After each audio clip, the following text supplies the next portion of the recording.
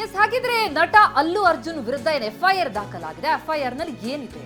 ಮೃತ ರೇವತಿ ಪತಿ ಭಾಸ್ಕರ್ ದೂರಿನ ಮೇಲೆ ಈ ಕೇಸ್ ದಾಖಲಾಗಿರುವಂತದ್ದು. ಸಂಧ್ಯಾ ಥಿಯೇಟರ್ ಆಡಳಿತ ಮಂಡಳಿಯ ವಿರುದ್ಧವೂ ಕೂಡ ಕೇಸ್ ದಾಖಲಾಗಿದೆ. FIR ನಲ್ಲಿ ಅದು ನಮೂದಾಗಿದೆ. ನಟ ಅಲ್ಲು ಅರ್ಜುನ್ ವಿರುದ್ಧ ವೈಯಕ್ತಿಕ ಭದ್ರತೆಯ ಬಗ್ಗೆ ಕೇಸ್ ದಾಖಲಾಗಿರೋದು.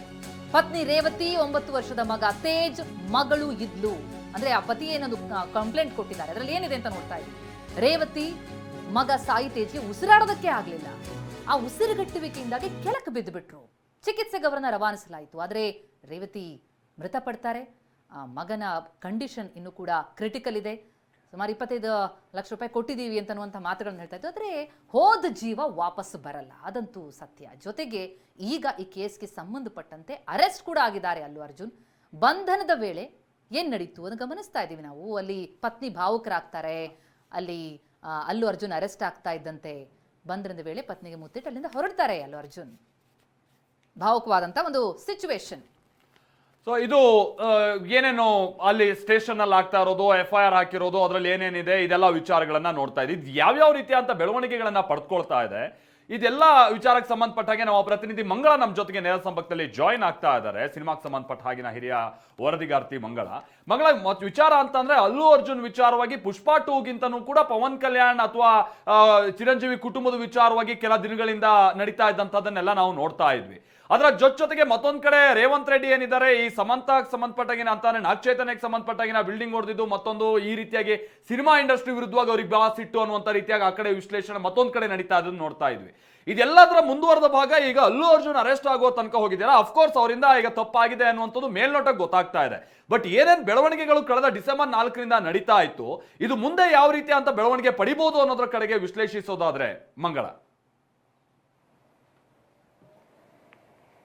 ಹೌದು ಮಾಲ್ತೇಶ್, ಏನು ಪವನ್ ಕಲ್ಯಾಣ್ ಅವರು ಎಲೆಕ್ಷನ್ ಅಲ್ಲಿ ನಿಂತಿರ್ತಾರೆ. ಆಗ ಏನು ಅಲ್ಲು ಅರ್ಜುನ್ ಅವರು ಪವನ್ ಕಲ್ಯಾಣ್ ಅವರು ಪೀಠಾಪುರಂನಲ್ಲಿ ನಿಂತಿದ್ದಾಗ ಅವರ ಪರ ಪ್ರಚಾರ ಮಾಡಲ್ಲ, ಬದಲಾಗಿ YCP ಲೀಡರ್ ಶಿಲ್ಪಾ ರವಿ ಅವರು ನಿಂತಿರ್ತಾರೆ. ಸೊ ಅಲ್ಲಿಗೆ ಹೋಗಿ ನನ್ನ ಹೆಂಡತಿ ಹೇಳಿದ್ದಾರೆ, ನನ್ನ ಹೆಂಡತಿ ಸ್ನೇಹಿತರು ಇವರು, ಸೊ ಹೀಗಾಗಿ ನಾನು ಅವ್ರ ಪರ ಪ್ರಚಾರ ಮಾಡ್ತೀನಿ ಅಂತ ಹೇಳ್ಬಿಟ್ಟು ಶಿಲ್ಪಾ ರವಿ ಪರವಾಗಿ ಅಲ್ಲು ಅರ್ಜುನ್ ಅವರು ಒಂದು ರೀತಿ ಪ್ರಚಾರವನ್ನ ಮಾಡ್ತಾರೆ. ಅದಾದ ನಂತರ ಪವನ್ ಕಲ್ಯಾಣ್ ಏನು ಮೆಗಾ ಫ್ಯಾನ್ಸ್ ಇರ್ತಾರೆ, ಅಲ್ಲು ಅರ್ಜುನ್ ಫ್ಯಾನ್ಸ್ ನಡುವೆ ವಾರ್ ಶುರುವಾಗುತ್ತೆ.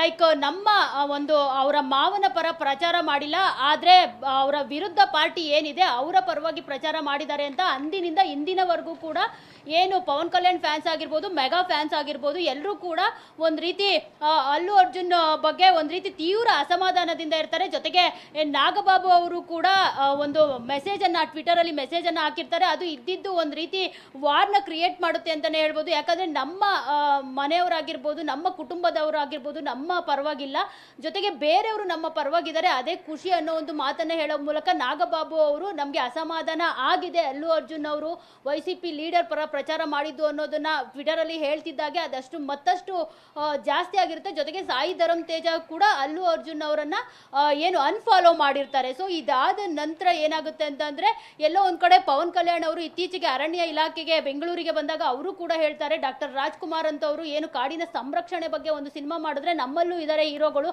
ಅವರು ಕಾಡಿನಲ್ಲಿ ಯಾವ ರೀತಿ ಏನು ಒಂದು ರೀತಿ ಗಂಧದ ಮರಗಳನ್ನ ಸ್ಮಗ್ಲಿಂಗ್ ಮಾಡ್ಬೋದು ಅನ್ನೋದ್ರ ಬಗ್ಗೆ ಸಿನಿಮಾಗಳನ್ನ ಮಾಡಿ ಅಂತ ಹೇಳ್ಬಿಟ್ಟು ಅವರು ಕೂಡ ಒಂದು ಅಸಮಾಧಾನ ಹೊರದಾಗ್ತಿರ್ತಾರೆ. ಆದ್ರೆ ಇತ್ತೀಚೆಗೆ ಪುಷ್ಪ 2 ಸಿನಿಮಾ ರಿಲೀಸ್ ಆಗೋ ಟೈಮ್ನಲ್ಲಿ ಸಾಯಿ ಧರಮ್ ತೇಜ್ ಆಗಿರ್ಬೋದು, ನಾಗಬಾಬು ಅವರಾಗ್ಬೋದು, ಎಲ್ಲರೂ ಪುಷ್ಪ 2ಗೆ ವಿಶ್ ಮಾಡಿರ್ತಾರೆ. ಜೊತೆಗೆ ಚಿರಂಜೀವಿ ಮಂಗಳ ಜಸ್ಟ್ ಹೋಲ್ಡ್ ಮಂಗಳ ಮಾತನಾಡ್ತೀನಿ ನಿಮ್ ಜೊತೆಗೆ. ಜಸ್ಟ್ ಹೋಲ್ಡ್ ಮಂಗಳ.